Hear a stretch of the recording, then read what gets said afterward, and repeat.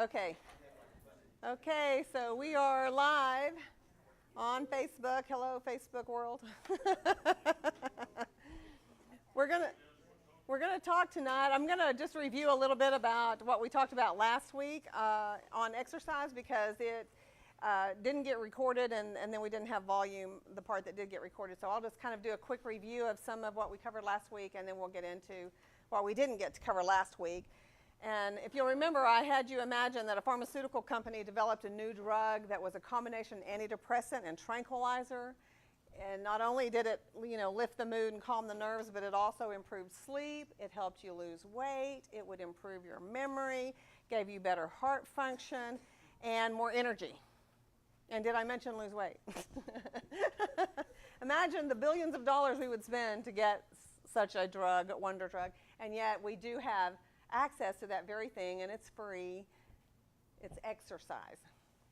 So, that's not a 4-letter word. It's 2 4-letter words, 8 letters. So, no self-respecting healing school would be complete without a lesson on exercise, but I'll go on record saying I'm not the expert on exercise, nor is this going to be an exhaustive treatise on the subject. But I hope you'll be motivated to, increase your exercise if you're not already on a regular exercise program. Because regular exercise is so important for good health. I mean, it absolutely, next to nutrition and next to, a positive mental outlook, and exercise is probably the next most important thing we can do. And so if I could, recommend one cure-all that kind of just did so much for us, it would be to get more exercise in. We all know how important it is, and yet the CDC estimates that only about 20% of Americans meet the recommended amounts of exercise each week, which is at least 2.5 hours minimum of moderate intensity aerobic exercise and 1 hour and 15 minutes of strength training exercise, or a combination of both. So again, we should try to incorporate both because they're both so important. Each one has different benefits that the other one doesn't bring to the table. So we really do need both. So what are the 2 different kinds of exercise are aerobic exercise and anaerobic exercise. So aerobic is, you all know that's that cardio when you're moving large muscle groups and breathing hard and fast. That's aerobic. Examples would be, brisk walking, swimming, jogging, running, playing racquetball, things like that. And anaerobic, which would be like your weight training, your resistance training, these are things that strengthen the muscle. And both help to burn fat, but in different ways. So aerobic exercise helps burn fat because it's burning calories and it's increasing oxygen. And in order to burn fat, you have to have good oxygen. But your weight training helps you burn fat in an indirect way because the more muscle you have, the more calories you will burn just standing here. A muscular person has a higher metabolism. They burn more calories just sitting, resting, sleeping than someone who doesn't have good muscles. In fact, they burn about 50 to 100 calories more a day than for every pound of muscle you put on, you burn an extra 50 to 100 calories a day. The other benefit of resistance training that you don't find with aerobic, one of the things is that you will increase your bone density and, of course, increase muscle mass. Now, then there's this new thing called interval training, which we covered last week. Real briefly, I'll try to cover that again. It's when you alternate between low intensity and high intensity exercise. So you might be walking along and then you take a sprint and for 3 minutes you walk as fast as you can to really get your heart rate up good. And then you go back and do a few minutes of regular walking. And you can do this at any level, whether you're starting out walking or whether you're jogging on a treadmill or whatever you're doing. It doesn't matter what exercise you're doing. You can do these interval spurts where you increase your intensity. And this, they're finding, is far more effective at burning fat and calories. And you can get like 20 minutes of this kind of exercise is equivalent to 40 minutes of just, say, walking for 40 minutes straight. So you'll get more benefit, more fat burning, more everything by doing this interval training. So, there's lots of information on the internet if you want to find out a little bit more about it. Now, there's so many benefits of exercise. A lot of times we think, well, the only benefit is to burn calories, but, that's really not the only thing. If you think about a 2 pieces of fudge have 350 calories. Well, you'd have to walk for 30 minutes to burn up those calories. So it'd just be easier to leave off the fudge and the exercise. And if that was the only purpose of exercise, that might be true, but it does so much more. The entire body benefits from regular exercise because A, you're improving your cardiovascular, your heart, you're also improving your blood flow to the whole body. And so that's going to help with everything. At the same time, it's carrying waste and carbon dioxide away from the cells and tissues. So it helps with increased energy and stamina. It increases our fitness, which a fit individual is able to respond to more challenging things. If someone who's been inactive and sedentary, some emergency comes up, well, they're not able to handle it. So they're only able to handle, what little bit they do every day. And you think about it, if our bodies aren't used, they will start deteriorating. It's this thing called sarcopenia, the actual technical name for it, where you start deteriorating. If you're not at least doing 20 minutes of exercise 3 times a week, you will enter into sarcopenia, where you actually start deteriorating. You start losing muscle mass. You start deteriorating. So it's kind of like parking a car in a garage. It's when you finally do want to take it out for a spin, it's liable to choke on you and sputter and all that. So your body does the same thing. If you want to increase your fitness, you've got to exercise more than just 20 minutes 3 times a week. So then we talked about weight loss last week. How does exercise help us lose weight? Because it's not as simple as you think. I went from exercising 0 hours a week to exercising 3 to 4 or 5 hours a week. And I didn't lose any weight, and I was really mad.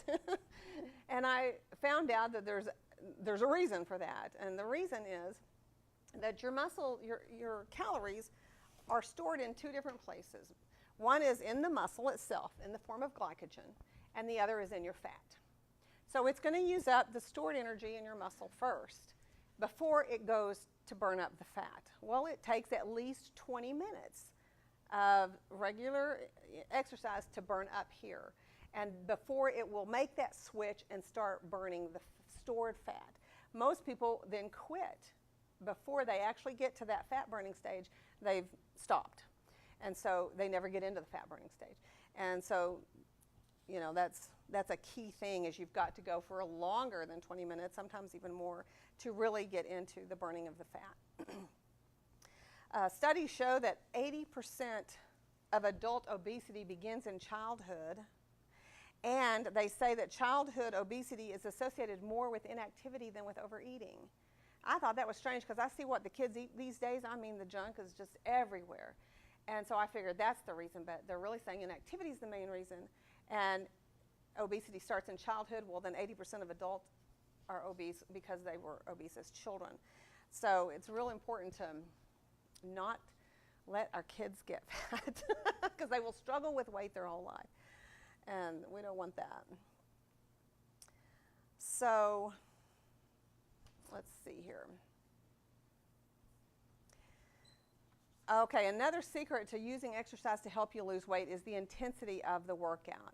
To burn fat during exercise, you have to work at about half of your maximum capacity for at least 20 minutes or more. A rule of thumb to gauge intensity is if you can't talk normally, you are incurring oxygen debt and are burning more glycogen than fat.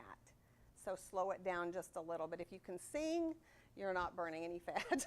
You need to speed up. Another way that exercise helps us lose weight is because it enhances our insulin sensitivity. Insulin resistance is a major reason why we have a weight problem. Anyone that is overweight, just by virtue of the fact they're overweight, has an insulin resistance problem. Insulin resistance is the next step before you become diabetic. So this is very important for people who have diabetes. Exercise increases your insulin sensitivity, decreases insulin resistance. And last week I talked about insulin resistance as being when your cells become resistant to insulin. So like when you eat something with sugar in it, that sugar is in your blood. Insulin is secreted to try to get the sugar out of the blood and into the cell. If you're insulin resistant, you can't get it in. So that sugar is staying in your blood. And eventually it just will go into fat storage because insulin loves to just store it as fat. If it can't get it in the cell, it rushes it off to fat storage. So, and the other thing is if your blood sugar levels are high, then that inhibits glucagon from being released, and glucagon has to be present to unlock your fat stores to allow fat to be burned. So insulin resistance inhibits that, and so in every way, insulin resistance is not our friend, and exercise helps improve that condition to where we don't have it. So that's another major way that it helps with weight loss. Of course, the heart and cardiovascular system, everybody knows how important that is. It helps lower blood pressure. It helps lower cholesterol and triglycerides. It raises good cholesterol. It strengthens the heart muscle so that it doesn't have to work so hard. It also reduces platelet stickiness. And with regular physical activity, a person can reduce 6 of 11 coronary risk factors. So we've already mentioned blood pressure, lower cholesterol, triglycerides, improved strengthen the heart. You know, you can see that 6 of 11 coronary risk factors, exercise helps. And with heart disease being the #1 killer, I would think this would be something we'd really need to pay attention to. There's no drug out there that will do this. Another thing exercise does is it helps guard against cancer by improving your immune system. And again, it's oxygenating the cells. Cancer can't thrive in an oxygen environment. So exercise oxygenates the cells. The psychological and mental benefits are, you know, well documented. A study published in the American Journal of Epidemiology found that sports or exercise is strongly associated with decreased symptoms of anxiety, depression, and that just rundown feeling of malaise. You're just tired all the time. Again, it's elevating the mood, calming the nerves, because it's increasing. It helps the brain function, which I'm going to get to in a minute, but one of the ways it does is that because it's increasing your neurotransmitters that help raise the mood and calm the nerves. It helps raise endorphins, which are, you know, endorphins are those brain chemicals that produce a sense of well-being. We feel happy. They activate the pleasure centers of the brain. And they also reduce blood pressure and promote relaxation. So exercise also helps with stress and tension. It deals with that fight or flight problem that stress brings to us. Some say it's virtually impossible to sustain a state of mental anger or depression or anxiety during and right after exercise. Dr. John Grice, the author of Running Out of Depression, conducted a study of 28 depressed patients and found that those patients who ran controlled their depression much better than those who were treated with psychotherapy. I've heard of, you know, psychologists saying go out and beat a tree or something, but some way to just, you know, release that anger. But it's kind of probably the exercise part of it is what's helping accomplish that. Another benefit of exercise, longevity. Research shows that for every hour of exercise, we gain 2-hour increase in longevity. And you know, some of the people that I know that have lived a long time, despite horrible eating habits, despite smoking or things like that, they walked everywhere they went, everywhere they went. And so the studies are showing that even a little exercise can go a long way. One study found that just 15 minutes a day of moderate intensity activity extended people's lives by 3 years. One study showed that exercising at very light levels reduced deaths from all causes by 14%. And so, you know, the anti-aging people are all over this about how it'll help extend life. Another wonderful benefit, energy. Who couldn't use more energy? You know, ask any couch potato or someone who's been sick and lying around for a long time. If it seems like the more you lay around, the tireder you are, whereas moving stimulates the energy in our bodies. A few days of inactivity lowers your basal metabolism, replaces muscle mass with fat, increases loss of bone density, and leads to a reduction in oxygen to the cells. So again, if you want, one study at Duke University Medical Center recently found that failing to stay fit increased the risk of heart disease and stroke to the same extent that smoking a pack of cigarettes a day did, and attributed physical inactivity to more than 5 million deaths worldwide per year, which is more than those caused by smoking. So, I mean, that's pretty impressive. And then brain function, you know, with dementia, Alzheimer's, as rampant as it is right now, the research about showing how it improves brain function, cognition. We just got the May-June issue in a Life Extension magazine. They had a whole article in there about how exercise improves cognition. And it said that, and it was mostly your resistance weight training exercise that did this. It preserves and enhances brain function. It not only inhibits degeneration of the brain, but also promotes creation of new brain cells. And it enhances the production of the neurotransmitter acetylcholine, which if you've ever done much research on Alzheimer's, this is a neurotransmitter they're finding is way low in Alzheimer's patients and needs to be supplemented. But exercise increases acetylcholine in the brain. And again, acetylcholine plays a role in cognition, memory, learning, and so on. So how do we go about, adapting a lifestyle of exercise if you aren't already doing so? I have 6 steps. One is to first check and see what kind of shape you're in. You really probably, if you've been sedentary and inactive, you probably really should go check with your doctor first, especially if there's some conditions here that you really should check with your doctor before you begin a rigorous exercise program. If you've been sedentary, if you're over 35, if you're under 35 but have heart problems, like high blood pressure, if you smoke, if you have pain or pressure in your chest, arm, teeth, jaw, or neck with exercise, if you have dizziness or fainting, if you have an abnormal heartbeat, or have extreme breathlessness with physical exertion. So, definitely see your doctor first. And then also, another thing you really need to do is to warm up and cool down after every session. Don't underestimate how important that is. So many people get injured when they try to exercise because they're not doing this. And I just talked to a guy the other day, he had been off from working out for a while and just went right back to thinking he could go right back and do what he had been doing and just went straight into it and of course tore his shoulder up, and now he's been months, unable to work. I see this all the time. I've injured myself a time or two too, and then there you are months can't work out because you've got a joint problem. So it's very important. Also, it's important to drink a lot of water while you exercise. And so number 2, select an activity you enjoy. If you love playing racquetball or riding a bike or swimming or walking, you've got to do something that you're going to stick with. And number 3, develop a routine. And this really requires, for some people, you've got to look at your schedule and figure out when you can, do this, and do it at least 5 times a week. And make that your time. We don't let other things get in the way of eating or other important things in life.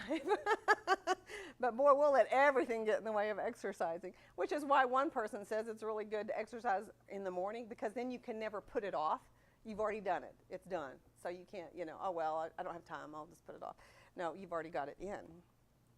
So again, don't let anything get in the way. And an ideal thing, Monday, Wednesday, Friday, do your aerobic training. Tuesday and Thursday, do weight training, something like that.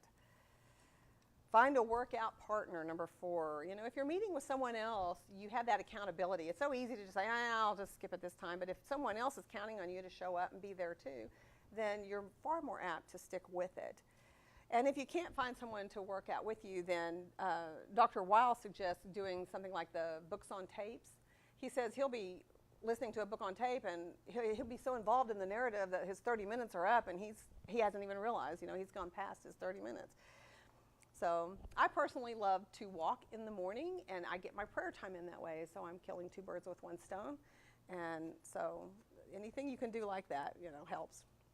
Number 5, monitor your target heart rate, which again, your target heart rate is, you measure your heart rate by feeling your, counting from 0 to 5 and count how many times your heart beats, and then add a 0 to that.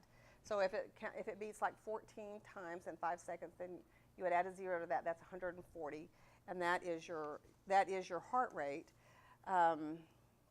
That's your pulse. Then what you want to do, so then you decide, well, is that a good number or not? Well, that depends on what your training zone is or what your target heart rate is. So your peak heart rate is 55 to 85% of your maximum heart rate. So what's your maximum heart rate? You take 220 and subtract your age. and that is your maximum heart rate. You should never really go over that ever. You should never even get up that high. Try to keep it about 50 to 80% of that rate, and that is a good rate to stay at the whole time you're training. Now, again, Dr. Weil says this is complicated, and he has a better way to tell, and that is, if a period of aerobic exercise does not leave you feeling you have labored with your heart beating faster and your breathing stimulated, you have not done it vigorously enough. But if it leaves you collapsed on the ground, gasping for breath, you've overdone it. I like his method better. And number 6, don't quit. No matter how much you try to make it fun, it's going to be hard to stick with it. Everything's going to come in the way. So, eventually there's going to be times when it's just a chore, but you just don't quit. Just keep doing it. Don't let anything stop you. So when is the best time to exercise? Whenever you'll do it. Again, that morning is really nice because you benefit from the increased metabolism all day. But, whenever you can fit it in, that's the best time. And what is the best exercise? The one you'll do. So that's the things to keep in mind. So we've learned that exercise is our best friend in the pursuit of good health because it helps burn fat, protects against the top 2 killers, heart disease and cancer, helps us live longer, reduces depression and anxiety, gives us more energy, and improves our brain function. What more could we want from something that's absolutely free? I mean, you don't have to spend any money on exercise, but, if going to a gym is your thing, then by all means do that. That's, it's worth every dime. But we're all given the same 168 hours a week. And from that amount, you need to only find 5.5 hours to exercise. Make a date in your day planner to exercise at least 4 times a week, or although 5 or 6 is even better. As the Nike ad says, just do it. Do we have any questions that I probably can't answer because I'm not an expert on this?